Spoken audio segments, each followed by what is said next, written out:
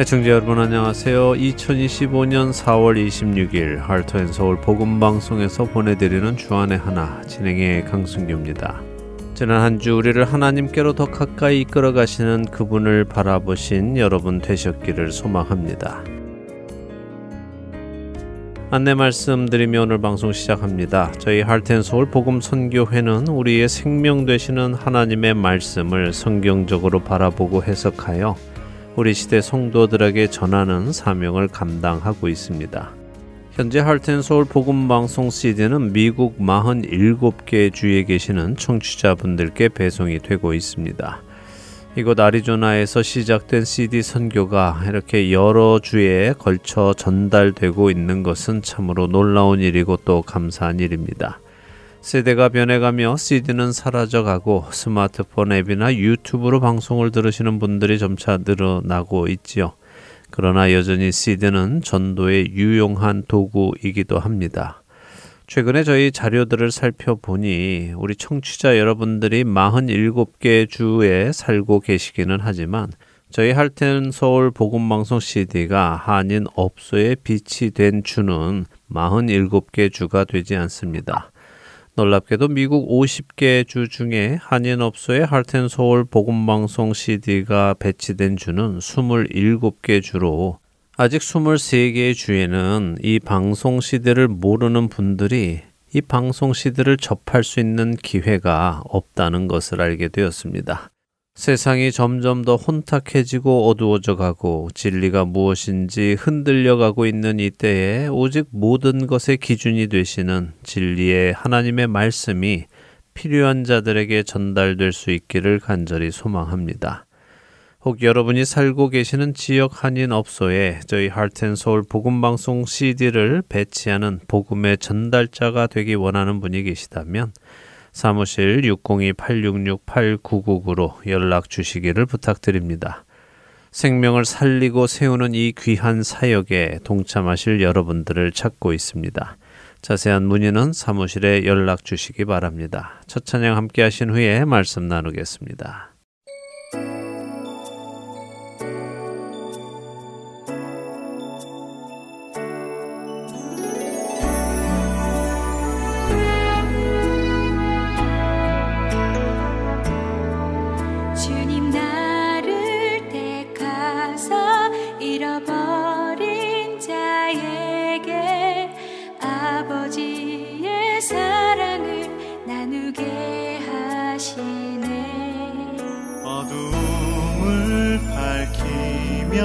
차가운 마음 녹이는 진리의 빛 전하게 하소서.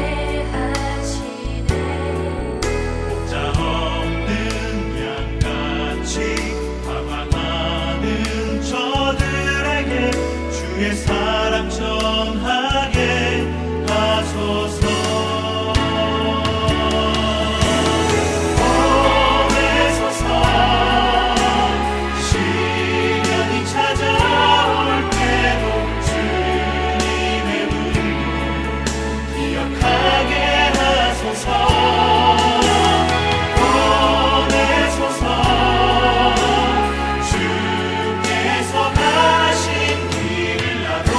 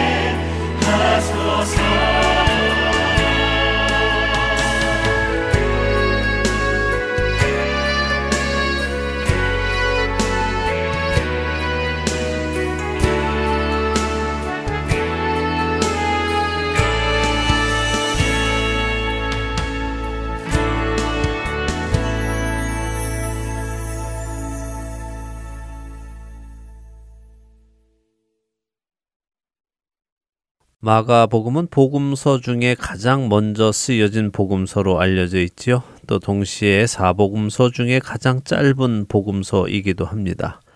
그래서 마가복음을 읽다 보면 굉장히 급한 느낌이 많이 듭니다. 마치 언제 또 기회가 있을지 모르니 거두절미하고 본론만 이야기하겠다 하는 듯한 느낌이 들지요. 그 마가복음은 이렇게 시작합니다. 하나님의 아들 예수 그리스도의 복음의 시작이라 라고요. 시작부터 마가는 복음의 시작인 하나님의 아들 예수 그리스도를 소개합니다. 자신이 글을 쓰는 이유를 차근차근 설명하며 시작한 누가와는 크게 대조가 되지요. 마가는 이렇게 급하게 시작하는 복음서 1장 1절에 복음이라는 단어를 사용한 후에 1장 안에서 복음이라는 단어를 2번 더 사용합니다. 그래서 마가복음 1장에는 복음이라는 단어가 총 3번이 나오죠. 사실 우리가 복음을 이야기할 때는 고린도전서 15장에 사도 바울이 정리한 내용을 복음이라고 합니다. 고린도전서 15장 1절에서 4절입니다. 형제들아 내가 너희에게 전한 복음을 너희에게 알게 하노니 이는 너희가 받은 것이요 또 그 가운데 선 것이라. 너희가 만일 내가 전한 그 말을 굳게 지키고 헛되이 믿지 아니하였으면 그로 말미암아 구원을 받으리라. 내가 받은 것을 먼저 너희에게 전하였노니 이는 성경대로 그리스도께서 우리 죄를 위하여 죽으시고 장사 지낸 바 되셨다가 성경대로 사흘 만에 다시 살아나사. 사도 바울이 말씀하신 것처럼 복음은 예수님께서 오셔서 죽으시고 부활하신 것을 의미합니다.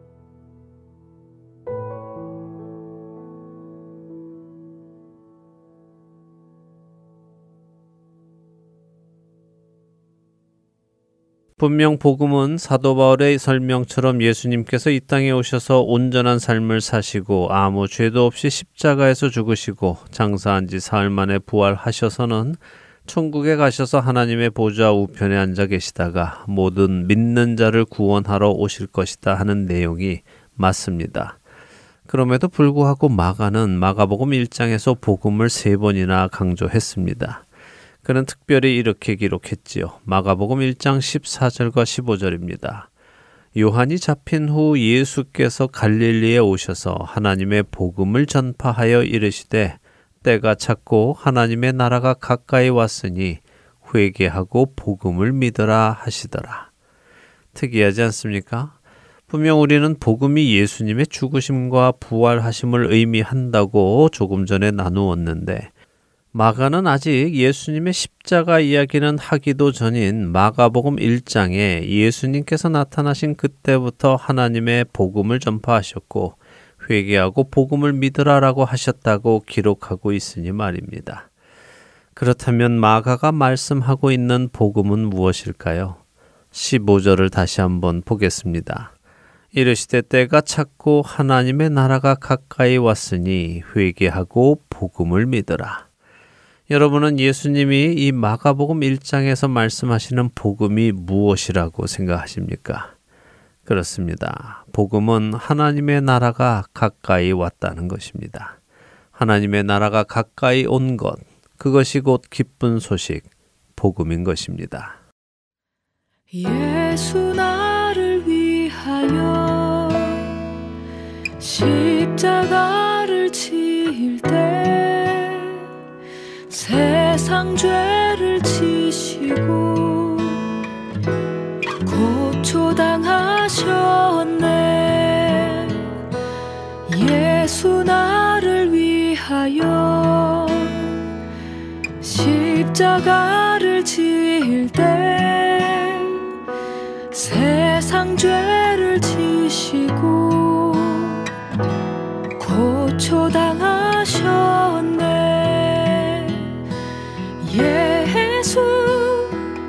예수 나의 죄를 위하여 보배 피 흘리니 죄인 받으소서.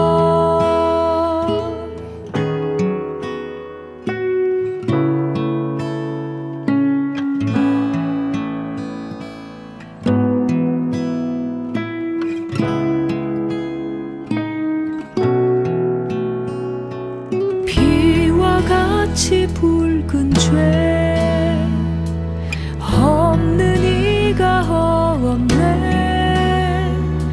십자가의 공로로 눈과 같이 되네. 예수 나의 죄를 위하여 보배 피 흘리니 죄인 받으소서. 예수 나의 죄를 위하여 보배 피 흘리니 죄인 받으소서. 십자가 나의 죄를 위하여 보배 피 흘리니 죄인 받으소서. 십자가 나의 죄를 위하여 보배 피 흘리니 죄인 받으소서. 죄인 받으소서. 죄인 받으소서.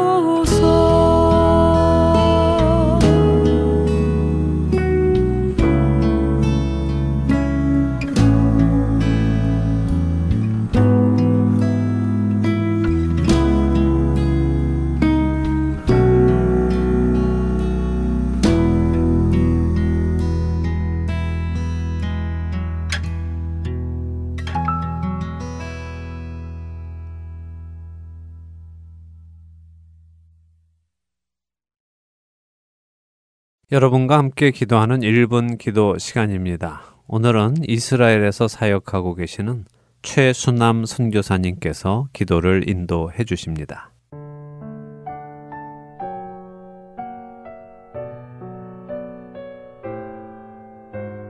하렌서울 청취자 여러분 안녕하세요. 1분 기도 시간입니다. 저는 이스라엘에서 사역하고 있는 선교사 최순남입니다. 오늘 저희는 이스라엘에 있는 한인들을 통한 기도의 불길이 일어날 수 있도록 기도하시겠습니다. 지난주 저희 부부는 나사렛에 있는 아랍 교회에서 몇 분의 선교사님들과 함께 기도하는 시간을 가졌습니다. 몇 분은 갈릴리에서 오셨고 몇 분은 나사렛에서 사시는 분들이고 저희는 하이파, 성경 지명으로는 갈멜산에서 살고 있습니다. 각자 여러 일들로 인해 많이 바쁘지만 한 달에 한 번은 함께 모여 전심으로 찬양하고 기도하며 이 땅을 위해 기도하고 있습니다.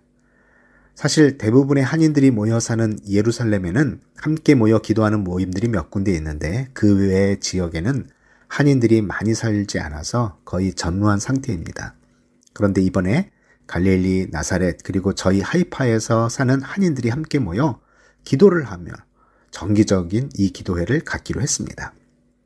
사실 지금 저희가 할 수 있는 일은 하나님 앞에 나아가서 찬양을 드리고 기도를 드리는 일이 가장 중요한 것 같습니다. 많은 나라의 K-팝이나 K-드라마가 알려졌지만 벌써 오래전부터 한국식 기도가 알려지기도 했습니다. 제가 10년 정도 있었던 필리핀에서도 한국 스타일로 기도하자고 하면서 함께 열심히 기도하기도 했었고 미국에 있으면서도 선교단체에 가면 한국식 기도를 소개하기도 했었습니다. 물론 한국식 기도가 무엇인지 이견이 있을 수 있지만 주로 주님을 부르며 큰 소리로 기도하는 통성기도로 이해하는 경우가 많았습니다. 꼭 통성기도를 해야 한다는 의미가 아니라 그만큼 우리의 기도는 진실하고 간절하며 열심히 있는 기도로 이해되었던 것 같습니다. 이 기도가 성경의 땅 이스라엘에도 전해져서 이 땅에 기도의 불길이 일어났으면 좋겠습니다. 이를 위해 이 땅에 있는 한인들이 함께 모여 기도하는 모임들이 더 생겨나기를 기도합니다. 또한 한국과 미국에 있는 한인들이 주중에 모여 함께 기도하는 모임들이 많이 생기기를 기도합니다. 사실 지금 이곳 이스라엘이나 한국이나 미국이나 세계 어디를 봐도 정말 우리 믿는 사람들이 간절히 기도해야 할 시기인 것 같습니다. 특별히 이곳 이스라엘에 사는 한인들이 함께 모여 기도하고 이 기도의 불길이 계속 타오르고 주변 아랍 국가로 전해질 수 있도록 기도해 주셨으면 좋겠습니다. 함께 기도하시겠습니다.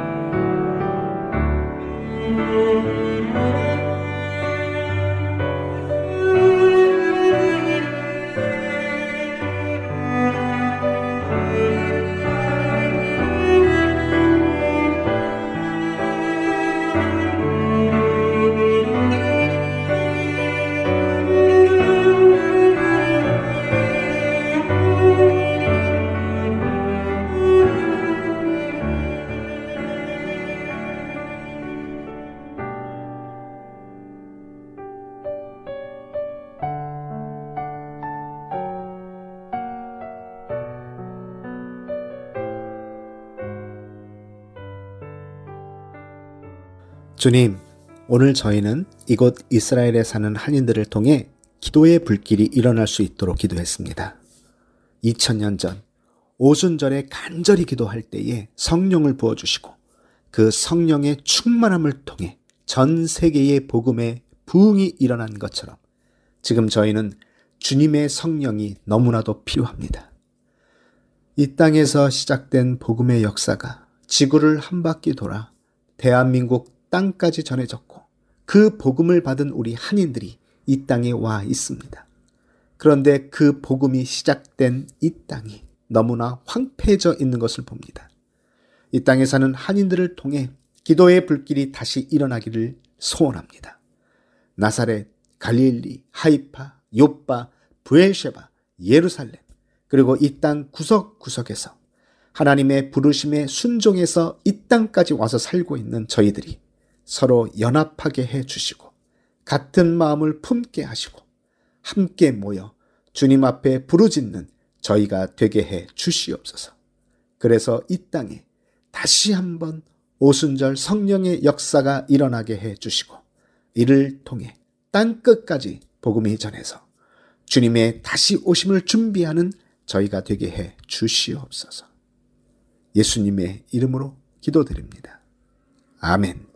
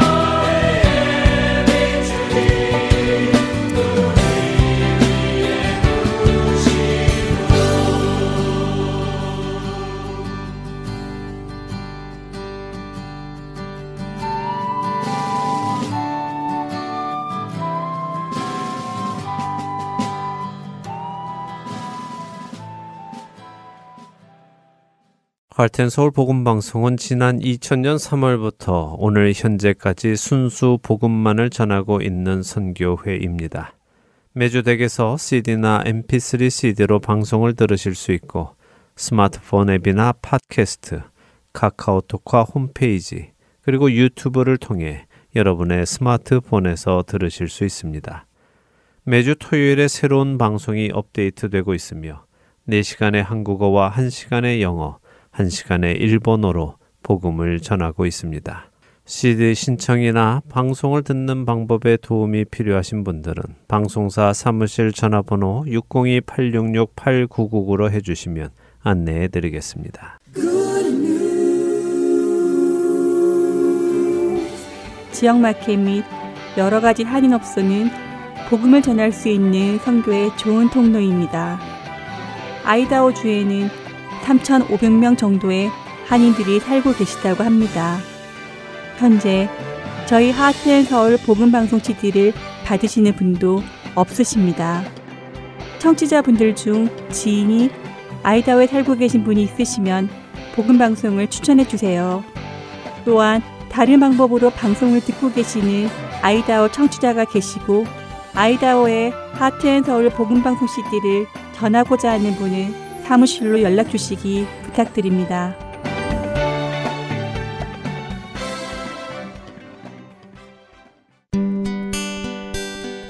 기쁜 소식 사랑으로 땅끝까지 전하는 할텐서울.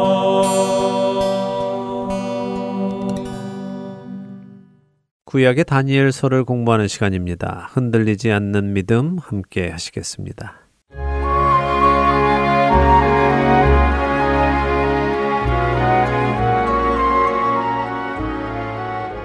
청취자 여러분 안녕하세요. 다니엘서를 공부하며 그의 흔들리지 않는 믿음을 배워가는 시간입니다. 흔들리지 않는 믿음 진행의 김미옥입니다. 네, 여러분 안녕하세요. 강순규입니다. 지난 시간까지 다니엘 1장을 보면서 다니엘과 친구들이 바벨론에서도 하나님의 백성이라는 자신들의 정체성을 잃지 않고 살아가는 모습을 봤습니다. 네. 왕의 부정한 음식과 포도주를 취하지 않으며 자신들을 지키는 모습을 보면서 오늘을 살아가는 우리들도 비록 세상 속을 살아가지만 하나님의 자녀로서의 정체성을 지키며 거룩한 삶을 살아야 함을 배웠습니다. 네, 하나님의 백성인 다니엘과 친구들이 세상을 상징하는 바벨론에 가서 살아가는 모습은 오늘날 하나님의 백성인 그리스도인들이 이 세상에서 살아가는 모습과 닮아 있습니다. 이들의 모습에서 우리는 우리가 살아가야 하는 모습의 기준을 배울 수 있습니다. 잘 배워서 이 시대의 다니엘과 친구들 같은 모습으로 살아가는 우리가 되기를 바랍니다. 오늘 이제 2장으로 가서요, 구체적으로 어떤 일들이 일어나며 그런 때에 그들이 어떻게 믿음으로 살아가는지 보도록 하겠습니다. 다니엘 2장으로 가서요, 1절에서 13절 읽고 이야기 나누죠. 네, 다니엘 2장입니다. 1절에서 13절 한 절씩 읽겠습니다. 느부갓네살이 다스린 지 2년이 되는 해에 느부갓네살이 꿈을 꾸고 그로 말미암아 마음이 번민하여 잠을 이루지 못한지라. 왕이 그의 꿈을 자기에게 알려주도록 박수와 술객과 점쟁이와 갈대아 술사를 부르라 말하매 그들이 들어가서 왕의 앞에 선지라. 왕이 그들에게 이르되 내가 꿈을 꾸고 그 꿈을 알고자 하여 마음이 번민하도다 하니 갈대아 술사들이 아람말로 왕에게 말하되 왕이여 만수무강하옵소서. 왕께서 그 꿈을 종들에게 이르시면 우리가 해석하여 드리겠나이다 하는지라. 왕이 갈대아인들에게 대답하여 이르되 내가 명령을 내렸나니 너희가 만일 꿈과 그 해석을 내게 알게 하지 아니하면 너희 몸을 쪼갤 것이며 너희의 집을 거름더미로 만들 것이요 너희가 만일 꿈과 그 해석을 보이면 너희가 선물과 상과 큰 영광을 내게서 얻으리라. 그런즉 꿈과 그 해석을 내게 보이라 하니 그들이 다시 대답하여 이르되 원하건대 왕은 꿈을 종들에게 이르소서. 그리하시면 우리가 해석하여 드리겠나이다 하니 왕이 대답하여 이르되 내가 분명히 아노라. 너희가 나의 명령이 내렸음을 보았으므로 시간을 지연하려 함이로다. 너희가 만일 이 꿈을 내게 알게 하지 아니하면 너희를 처치할 법이 오직 하나이니 이는 너희가 거짓말과 망령된 말을 내 앞에서 꾸며 말하여 때가 변하기를 기다리려 함이라. 이제 그 꿈을 내게 알게 하라. 그리하면 너희가 그 해석도 보일 줄을 내가 알리라 하더라. 갈대아인들이 왕 앞에 대답하여 이르되 세상에는 왕의 그 일을 보일 자가 한 사람도 없으므로 어떤 크고 권력 있는 왕이라도 이런 것으로 박수에게나 술객에게나 갈대아인들에게 물은 자가 없었나이다.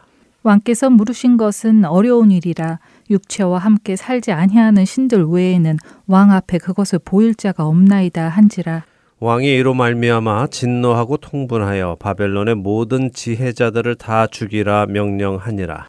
왕의 명령이 내림에 지혜자들은 죽게 되었고 다니엘과 그의 친구들도 죽이려고 찾아왔더라. 네.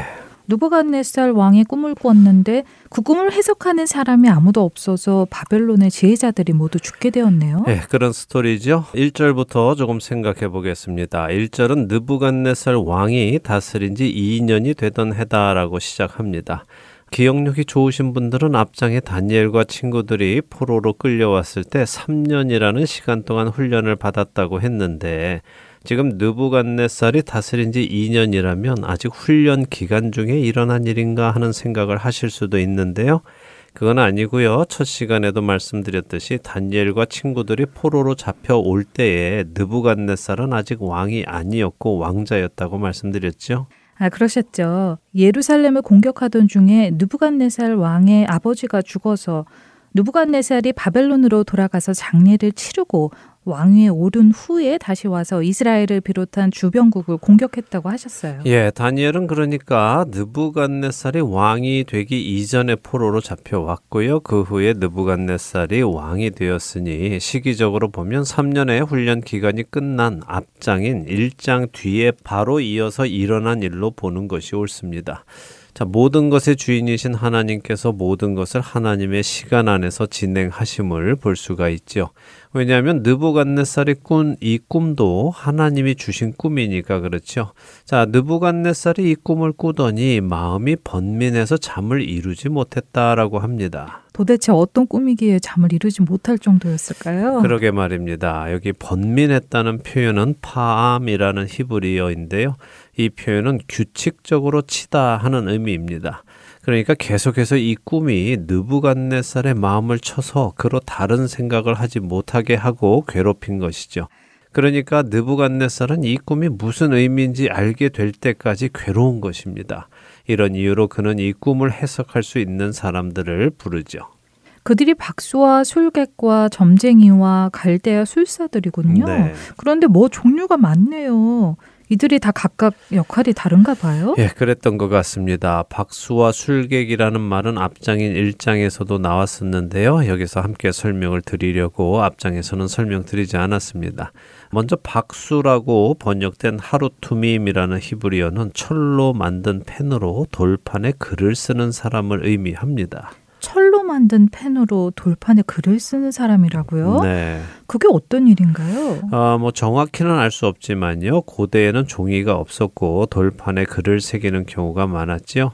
아마도 그렇게 돌판에 그들이 믿는 종교의 경전을 새기는 사람, 그러니까 이스라엘 문화 안에서는 서기관이라고 할 수 있을 것 같습니다.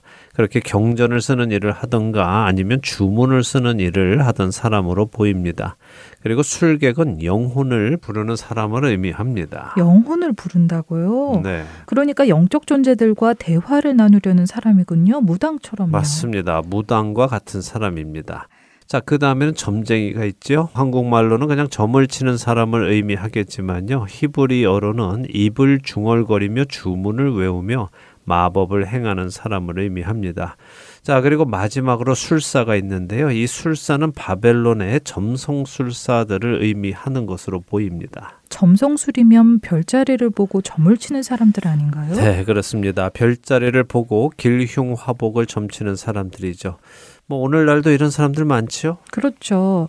우리 한국 사람들은 자신들의 띠를 따라 점을 치고 서양 사람들은 태어난 별자리를 가지고 점을 치고 하죠. 네, 맞습니다. 이런 것들이 다 이방의 신을 섬기는 모습들이죠. 하나님을 섬기는 사람들이라면 이런 일은 당연히 피해야 하겠죠. 자, 느부갓네살이 자신의 꾼 꿈의 의미를 모르겠어서 이렇게 바벨론의 모든 영적인 일을 하는 사람들을 불러 모았습니다. 그리고 그들에게 자신의 괴로움을 말하죠. 4절에 보니 느부갓네살이 이렇게 자신의 괴로움을 말하자 갈대아 술사들이 나서서 말을 하는데요. 무슨 말로 말했다고 합니까? 아람말로 말했다고 하는데요. 네, 그래서 히브리 성경을 보면요. 여기까지 히브리어로 기록을 하고는 이 술사들의 말로부터는 아람말로 기록이 됩니다. 7장까지 그렇게 이어지죠. 그런가요? 흥미롭네요. 네. 그런데 이 바벨론 술사들이 느부갓네살이 자신의 고충을 이야기하자 뭐라고 말합니까? 우리에게 꿈 내용을 말해보세요. 그럼 저희가 무슨 의미인지 해석해드리겠습니다. 라고 하네요. 네, 그렇죠. 자, 그런 술사들의 말에 느부갓네살이 그들에게 아주 놀라운 말을 합니다. 이런 말이죠. 아니, 너희가 다 영적인 사람들이고 눈에 보이지 않는 그런 영의 세계의 일을 하는 사람들 아니냐? 그렇다면 내가 꾼 꿈을 해석해 주기 이전에 이미 내가 무슨 꿈을 꾸었는지 알아야 하는 것 아니냐 하며 그들의 진위 여부를 놓고 말을 시작합니다. 하긴 느부갓네살의 말이 틀리지 않는 것 같아요. 정말 보이지 않는 영의 세계를 다루는 사람들이라면 말을 해주지 않아도 알아야 하는 것 아닌가요? 네, 저도 그렇다고 생각합니다. 특별히 영적 존재들과 대화하는 자들이라면 당연히 그렇게 해야죠. 한국 사람들도 이런 점을 좀 생각해 봐야 합니다. 무당을 찾아가면 정말 그 무당이 영적인 존재와 관계를 맺는다면 이 손님이 왜 찾아왔는지 알아야 하겠죠. 하지만 대부분 사람들은 무당을 찾아가서 자신의 사정을 이야기하고 어떻게 하면 좋겠느냐 하고 묻지요. 이런 경우는 웬만한 눈치만 있는 사람이라도 쉽게 이야기해 줄 수 있습니다. 물론 진짜 악한 영과 연계해서 점을 치는 사람들도 있습니다. 그런 사람들은 무당을 찾아오는 사람들이 왜 찾아왔는지 그 이유를 알기도 하고요. 이야기를 하지 않아도 왜 찾아왔는지 말을 하니 사람들은 깜짝 놀라서 그 무당이 정말 용하다고 생각하며 신봉하기도 합니다만 그렇다고 해서 그들이 생명을 줄 수는 없다는 사실을 깨닫기 소망합니다. 그렇죠. 생명은 오직 하나님께만 있는데 하나님 밖에서 살 길을 찾으면 안 되죠. 맞습니다. 자, 느부갓네살 왕은 바벨론의 술사들에게 내가 꾼 꿈도 알아맞추어야 한다고 말하며 그렇게 하지 못하면 너희 몸을 쪼개고 너희 집을 거름더미로 만들겠다라고 합니다. 왜 그렇습니까? 만일 그것을 말하지 못한다면 지금까지 너희가 한 일이 다 거짓말이고 거짓말로 나를 속여온 것이라는 증거이기 때문에 왕을 속인 것에 대한 벌을 내리겠다 하는 말이죠. 술사들이 깜짝 놀랐겠어요. 불가능한 일을 하라고 하니까요. 그렇죠. 그래서 그들이 다시 말합니다. 왕이시여 그래도 무슨 꿈을 꾸셨는지 말씀해 주셔야 해석을 해드리지 이렇게 꿈을 말씀 안 하시는데 해몽을 어떻게 해드립니까? 하며 억울하다는 듯이 하소연을 합니다. 그러나 그런 그들의 하소연에 느부갓네살은 안 된다고 단호하게 말하죠. 8절과 9절에 느부갓네살의 말은 이런 말입니다.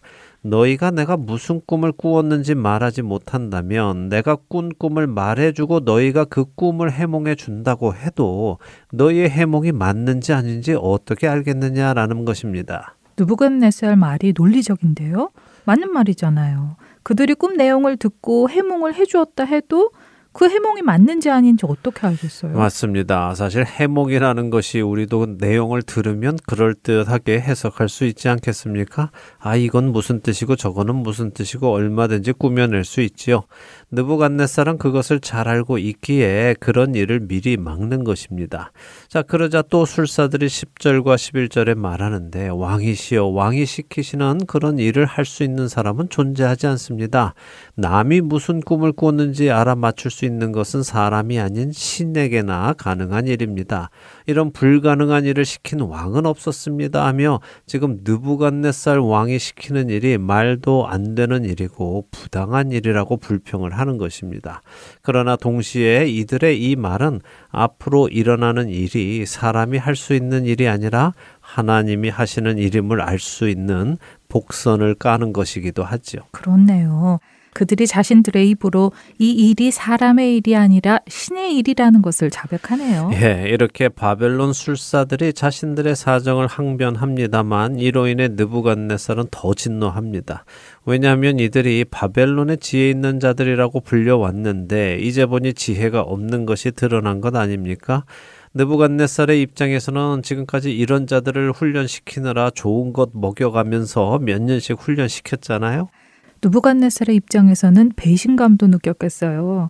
사실 이런 때에 써먹으려고 키운 것일 텐데 막상 이런 일에 아무런 일도 못하니 헛수고한 것이니까요. 그렇죠. 또한 술사들이 어떤 큰 권력자도 이런 식으로 술사들에게 요구한 적이 없습니다. 왕이 우리에게 무리한 일을 시키는 것입니다. 라고 말한 것도 느부갓네살의 화를 좀 돋군 것 같습니다. 그래서 느부갓네살이 술사들을 모두 죽이라고 명령을 하죠. 엄청 화가 나 있는 상태이죠. 이 명령이 떨어지자 다니엘과 친구들 역시 이 그룹의 사람들이기에 죽이기 위해 느부갓네살 왕의 부하들이 찾기 시작했다라고 하는 데까지 우리가 읽었습니다.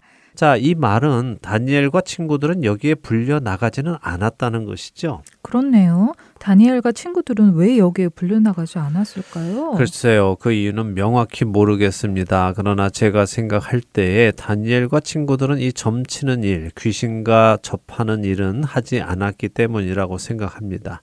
왕의 부정한 음식도 먹지 않은 이 사람들이 하나님께서 가증하다고 하신 점치는 일이나 귀신과 접하는 일을 하지 않았을 것은 너무도 당연한 일일 것입니다. 그렇게 여기 이 점치는 사람들이 모인 일에는 관여하지 않았을 것이라고 저는 생각합니다. 그럼 다니엘과 친구들은 어떤 일을 한 것일까요? 그들도 여기 지혜자들 중에 하나이긴 하잖아요. 제 생각에 이들은 별을 관측하는 일과 지혜서를 쓰는 일을 했을 것으로 생각합니다. 별을 관측하는 일이요? 네. 그건 별점을 치는 것과 또 다른 일인가요? 예, 별을 관측하는 것과 별점을 치는 것은 분명 다릅니다. 창세기 1장 14절에 하나님께서는 하늘에 광명체들을 두시고 그 이유를 그것들로 징조와 계절과 날과 해를 이루게 하시려고 하셨다라고 말씀하시죠. 이 중에 징조라는 것은요, 하나님께서 어떤 일을 행하실 때에 별들을 통해 그 징조를 보여주시는 것으로 이해합니다.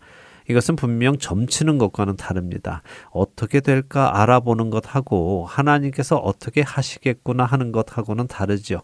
자, 징조는 하나님이 보여주시는 것을 알아듣는 것이니까요. 내가 무슨 일이 일어날까 알아보는 것과 하나님이 알려주시는 것은 분명 그 의도나 목적이 다르네요. 네. 점을 치는 것은 자신이 미래를 알고 그 미래를 자신이 원하는 대로 끌어가려는 성격이 강하잖아요. 그렇죠. 반면에 징조를 아는 것은요, 하나님께서 하시려는 일을 알고 준비하는 것이니까 분명 목적이 다릅니다. 예수님께서는 누가복음 21장에서 예루살렘 성전이 무너져 돌 위에 돌 하나도 남지 않게 될 것을 말씀해 주셨죠. 그러자 제자들이 예수님께 묻습니다. 언제 그런 일이 있습니까? 무슨 징조가 있겠습니까? 라고요. 그런가요? 제자들이 어떤 징조가 있을 것인가 물었군요. 네, 그리고 예수님도 그들에게 21장 11절에 하늘로부터 큰 징조들이 있을 것이다 하고 대답해 주시죠. 그러니까 하나님께서는 하늘의 별들을 통해 징조를 보여주시고 하나님의 사람들은 그 별의 징조를 보고 하나님의 하시는 일을 알게 되는 것입니다. 다시 말씀드리지만 이것은 별점을 치는 것과는 전혀 다릅니다.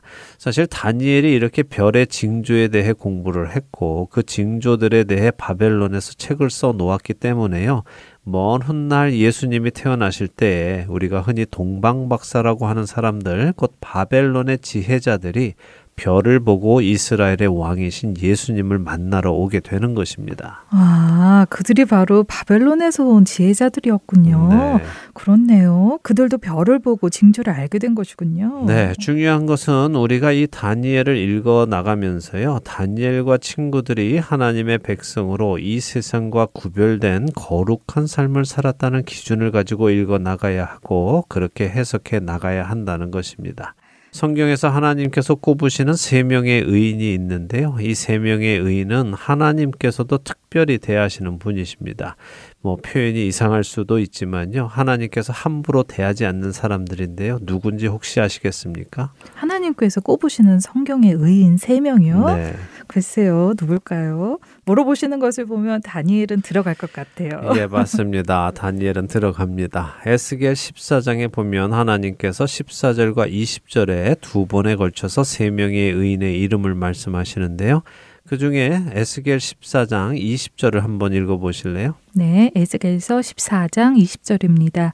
비록 노아, 다니엘, 욥이 거기에 있을지라도 나의 삶을 두고 맹세하노니 그들도 자녀는 건지지 못하고 자기의 공의로 자기의 생명만 건지리라. 주 여호와의 말씀이니라. 네. 아, 노아, 다니엘, 욥 이렇게 3명이 하나님이 꼽으시는 의인들이군요. 그렇습니다. 하나님은 진노 중에서도 의인들 때문에 진노 내리기를 미루실 때가 있죠.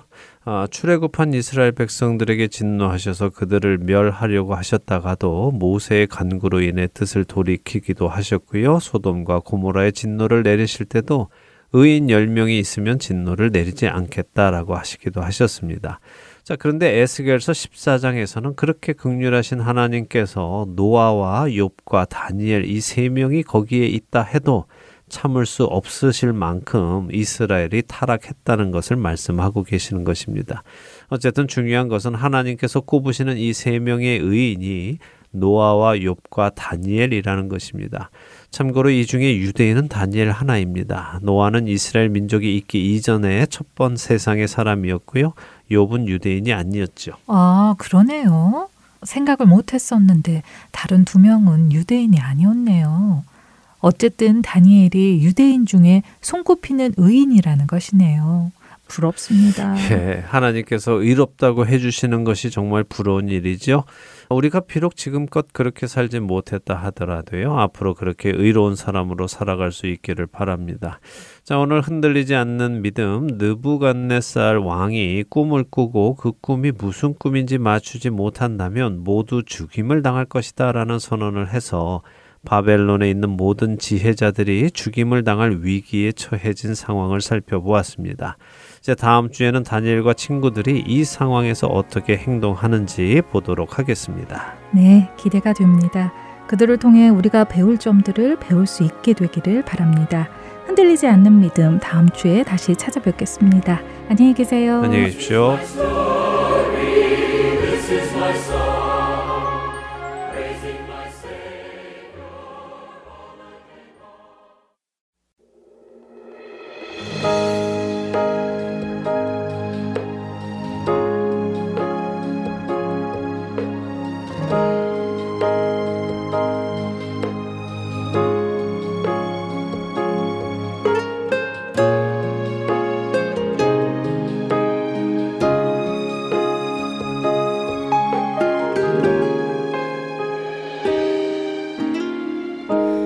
내 삶의 소망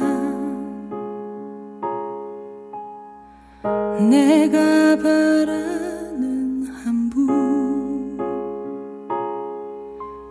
예수 닮기를 내가 원하네 한없는 사랑 풍성한 긍휼 예수 닮기를 내가 원하네 예수 닮기를 예수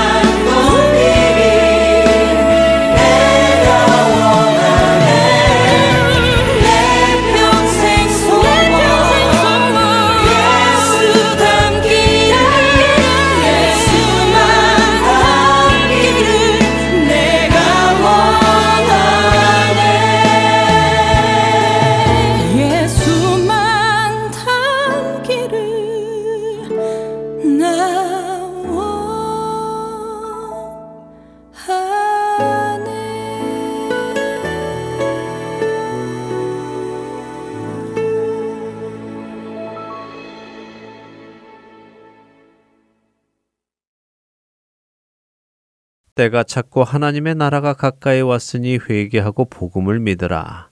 예수님은 때가 찼다라고 선언하셨습니다. 이 말씀의 의미는 오랫동안 기다려왔던 약속의 그 결정적인 순간이 드디어 이르렀다 하는 말씀입니다.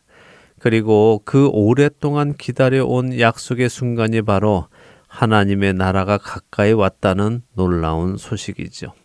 가까이 왔다 하는 이 표현은 우리의 손이 닿을 수 있을 만큼 가깝다 하는 의미입니다. 그래서 영어 성경들은 하나님의 나라가 손에 닿았다라고 번역하기도 합니다. 하나님의 나라의 본체이신 예수 그리스도께서 이 땅에 직접 오셔서 사람들의 손에 잡힐 정도로 가까이 오셨으니 정말 가까이 오신 것입니다. 그런데 참 중요한 포인트가 있습니다. 하나님의 나라가 가까이 온 것이 누구에게 기쁜 소식인가 하는 것입니다. 하나님께 관심이 없는 사람들이나 하나님을 미워하는 사람들에게 하나님의 나라가 가까이 왔다는 것은 전혀 기쁜 소식이 아닐 것입니다. 하나님의 나라가 손에 잡힐 정도로 가까이 왔다는 소식이 기쁜 소식이라는 것은 그 소식을 기다렸던 사람들, 다시 말해 하나님 나라를 간절히 바라고 원했던 사람들, 아브라함에게 주셨던 그 약속을 기다리던 사람들에게 적용되는 말씀입니다. 죄와 사망의 권세 아래에 신음하며 언젠가 우리를 자유하게 하여 다시 하나님의 나라로 이끌어 들이실 그 약속을 기다리던 사람들에게 하나님의 나라가 이르렀다는 소식은 그 어떤 것보다 복된 소식입니다. 사랑하는 할텐 서울 복음방송의 청자 여러분, 예수님이 이 땅에 오신 것, 하나님의 나라가 가까이 온 이 소식이 여러분에게는 기쁜 소식입니까? 기쁘다면 얼마나 기쁜 소식입니까? 여러분 안에는 끊어졌던 하나님과의 관계가 다시 회복되어 우리가 하나님 나라 안에 들어가게 된 그 소식이 기쁜 소식으로 다가오십니까? 만일 이것이 기쁜 소식이라면 우리는 예수님의 그 다음 말씀을 들어야 합니다. 회개하고 복음을 믿으라 라는 그 말씀 말입니다.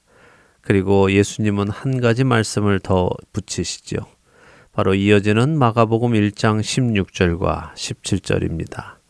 예수님은 베드로와 그의 형제 안드레를 부르시며 나를 따라오라 라고 초청하십니다. 마가는 이 두 이야기를 이어서 기록하며 우리에게 복음의 본질을 간단하게 설명해 줍니다. 그것은 하나님의 나라가 가까이 왔으니 회개하고 복음을 믿고 예수님을 따르라 라는 복음의 메시지인 것입니다. 오늘을 사는 우리 그리스도인들이 복음을 받아들이고 예수님을 구주로 영접한 우리들이 과연 예수님을 따르고 있는지 저부터 돌아보게 됩니다. 혹 우리가 따르고 있는 것이 예수님이 아니라 특정 목사의 가르침이나 특정 교회의 문화나 어떤 교리나 풍조라면 우리는 다시 복음으로 돌아가 마가가 강조한 복음을 다시 회복해야 할 것입니다. 때가 찼고 하나님의 나라가 가까이 왔으니 회개하고 복음을 믿으라. 그리고 나를 따라오라 라고 하시는 예수님의 그 음성을 듣고 회개하고 복음을 믿고 예수님을 따라가시는 저와 애청자 여러분 되시기를 소망하며 오늘 주안의 하나 여기에서 마치도록 하겠습니다.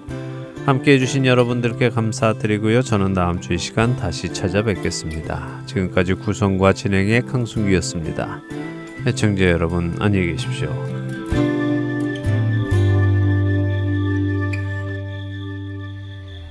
주님 다시 오실 때까지 나는 이 길을 가리라.